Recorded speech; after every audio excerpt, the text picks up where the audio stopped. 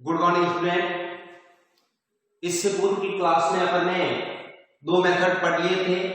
एक पढ़ा था अपन ने प्रोडक्ट एनालिसिस और एक पढ़ा था by the study of intermediate. आज थर्ड पढ़ते हैं आइसोटोप इफेक्ट। अब देखो, कोई केमिकल रिएक्शन में बॉन्ड टूटते हैं, कुछ बॉन्ड बनते हैं। अब कौन सा बॉन्ड टूटेगा, कौन सा बॉन्ड बनेगा, तो उसका भी पता अपन आइसोटॉप के थ्रू लगा सकते हैं। जैसे कि एग्जांपल के तौर पर ये कोई एस्टर है CH3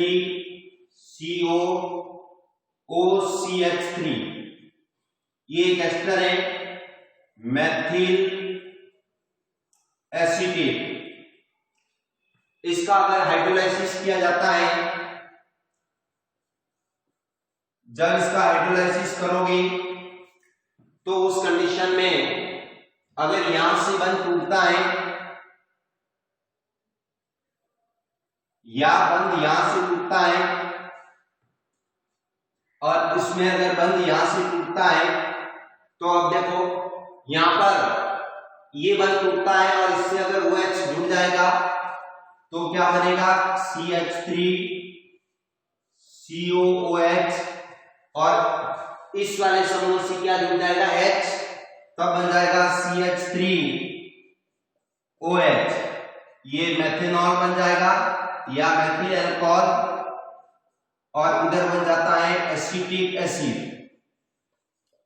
अब देखो ये जो अभिक्रिया है, इस अभिक्रिया के अंदर अगर ये बॉन्ड कौन सा वाला एसिल ऑक्सीजन, ये बॉन्ड टूटता है तो भी प्रोडक्ट जो है वो एसिड और अल्कोहल ही बनता है। और अगर ऑक्सीजन और एल्केन के बीच का बॉन्ड टूटता है तो भी जो प्रोडक्ट है वो एज इट बनता है। दोनों में सेम प्रोडक्ट बनता है, एक जैसा ही प्रोडक्ट बनता है। लेकिन वास्तव में कौन सा बॉन्ड टूट रहा है, ऊपर वाला बॉन्ड टूट रहा है या फिर नीचे वाला बॉन्ड टूटता है, तो वो अपन इसके थ्रू बता सकते हैं, इस आइसोटॉप के उपयोग के द्वारा बता सकते हैं। जैसे कि अगर यहां पर क्या ले लेते हैं, ये आइसोटॉप ले लेते हैं। जब ये आइसोटॉप लेते हैं तो उस कंडीशन में ये O18 जो है, ये O18 कहां पर आता है, ये अल्कोहल के साथ जाता है। कहां पर जाता है, अल्कोहल के साथ जाता है। इससे ये पता लग जाएगा कि O18 जो है, ये वाला समूह जो है, ये वाला समूह किसमें प्रेजेंट है, ये वाला समूह जो है ये इसके अंदर प्रेजेंट है, यहां पर प्रेजेंट है ये वाला समूह। और ऐसी स्थिति में अपने को पता लग जाएगा कि इस समूह से क्या जुड़ा है, हाइड्रोजन जुड़ा है। इसका मतलब जो बॉन्ड है वो बॉन्ड कौन सा टूटा है, ये एसिड और oxygen bond in this reaction acyl oxygen bond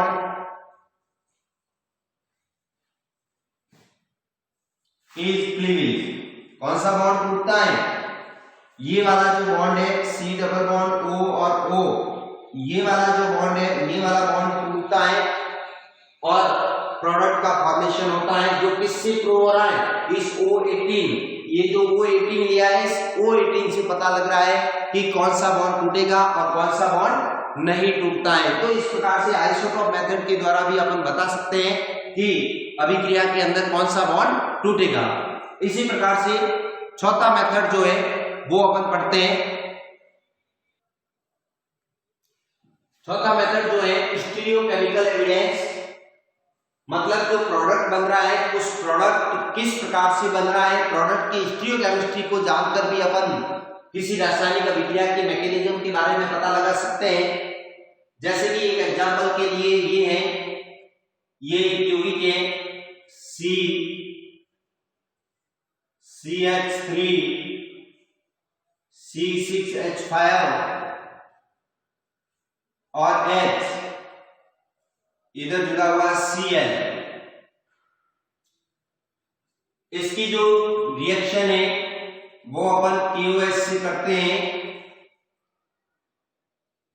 aqueous KOH जब एक्वस KOH से इसकी अभिक्रिया करते हैं तो उस कंडीशन में उत्पाद के रूप में जो बनता है प्रोडक्ट वो इस प्रकार से बनता है CH3 CH C6H5 OH plus OH CH3 C6H5।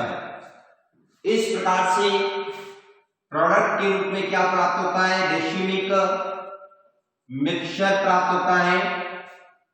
इस रेशिमिक मिक्सचर प्राप्त होने से ये प्रूव होता है कि ये जो रिएक्शन है ये रिएक्शन SN1 मैकेनिज्म के थ्रू हुई है।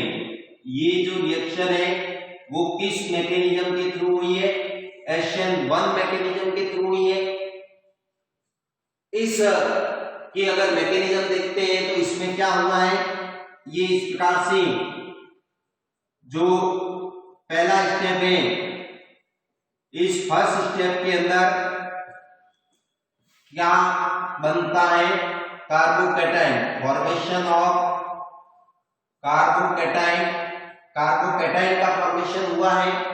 ये जो Cl है इसमें से ये Cl माइनस निकल जाता है, तब ये बनता है CH3H6H5 प्लस। इस प्रकार से ये कार्बोकैटायन जो है उस कार्बोकैटायन का निर्माण हुआ है और Cl माइनस इसमें से क्या हुआ है, रिलीज हुआ है। अब चूंकि ये कार्बोकैटायन जिसकी जो संरचना है वो कैसी है, ट्राइएंगुलर प्लेनर स्ट्रक्चर है और ट्राइएंगुलर प्लेनर स्ट्रक्चर होने के कारण इसमें जो सेकेंड स्टेप आएगा उस सेकेंड स्टेप में ये जो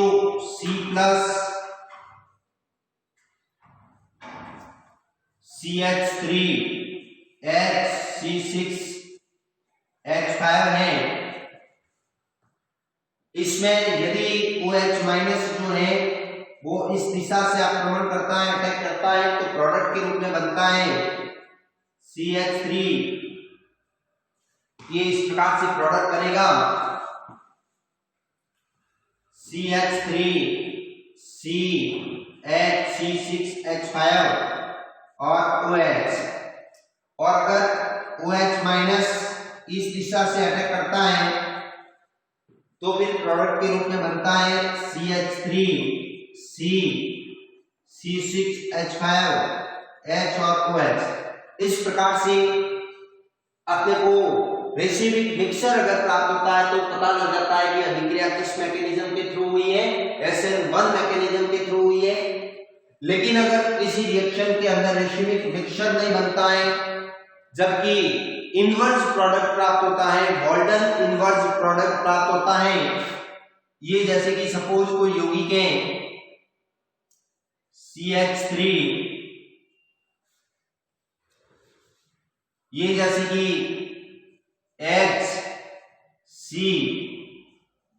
CH3 C2H5 और Cl अगर रिएक्शन करते हैं एक्वस KOH से और प्रोडक्ट के रूप में बनता है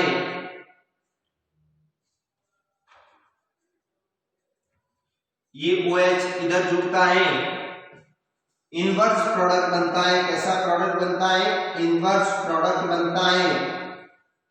तो इससे ये प्रूव होता है कि ये जो अभिक्रिया हो रही है ये अभिक्रिया SN2 मैकेनिज्म के थ्रू हुई है। कौन सी मैकेनिज्म के थ्रू हुई है, SN2 मैकेनिज्म के थ्रू हुई है, क्योंकि इसके अंदर क्या बना है, इनवर्स प्रोडक्ट बना है।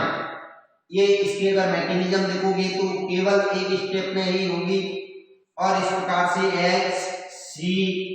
CH3 C2H5 Cl, इसके बैक साइड से कौन अटैक करता है, OH माइनस अटैक करता है और यहाँ पर इंटरमीडिएट न बनके ये इस प्रकार से एक ट्रांजिशन स्टेट जो है उस ट्रांजिशन स्टेट का फॉर्मेशन होता है, ये बॉन्ड टूटने लग जाता है।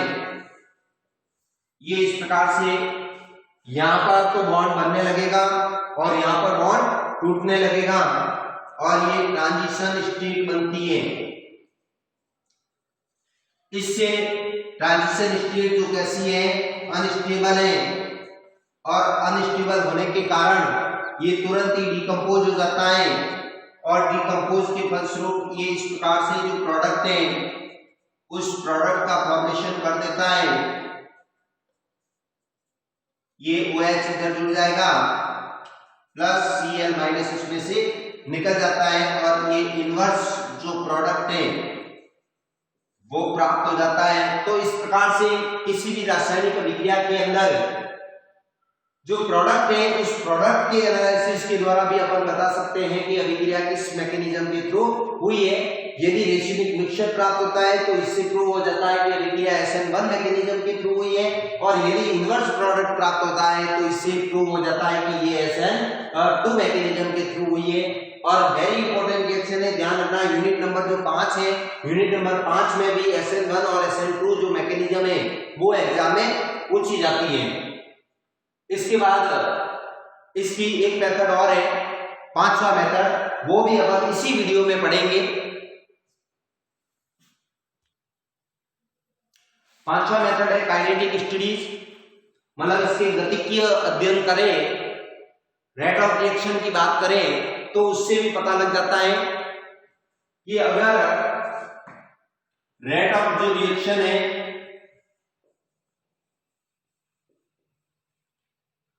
इज इक्वल के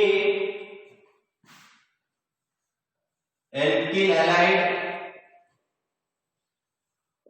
एंड न्यूक्लियोफाइल दोनों पर डिपेंड करती है, तो अपन कह सकते हैं कि जो अभिक्रिया है this reaction is carried out by SN2 mechanism. तो इसका मतलब ये अभिक्रिया किस मैकेनिज्म के थ्रू हुई है, SN2 मैकेनिज्म के थ्रू हुई है। और इसके लिए ऑर्डर ऑफ जो रिएक्शन है वो ऑर्डर ऑफ रिएक्शन कितना हो जाएगा, 2 हो जाएगा। लेकिन अगर कोई अभिक्रिया है जिसके अंदर रेट ऑफ जो रिएक्शन है वो is equal only for alkyl halide, केवल एल्किल हैलाइड पर ही डिपेंड करती है, तो इससे प्रूव होता है कि this reaction is carried out by SN1 mechanism. SN1 mechanism के थ्रू जो है वो संपन्न हुई है और ऑर्डर ऑफ रिएक्शन कितना होगा, 1 होगा। तो इस प्रकार से उसकी जो काइनेटिक स्टडी है उस काइनेटिक स्टडी के द्वारा भी अपन किसी रासायनिक अभिक्रिया की मैकेनिज्म के बारे में पता लगा सकते हैं। ये पांचवी ही जो विधिया है वेरी इंपॉर्टेंट है, एग्जाम में हर वर्ष क्वेश्चंस पूछा जाता है, तो आप इसको अच्छी तरह से पढ़ें, अच्छी तरह से इसका अध्ययन करें। Thank you.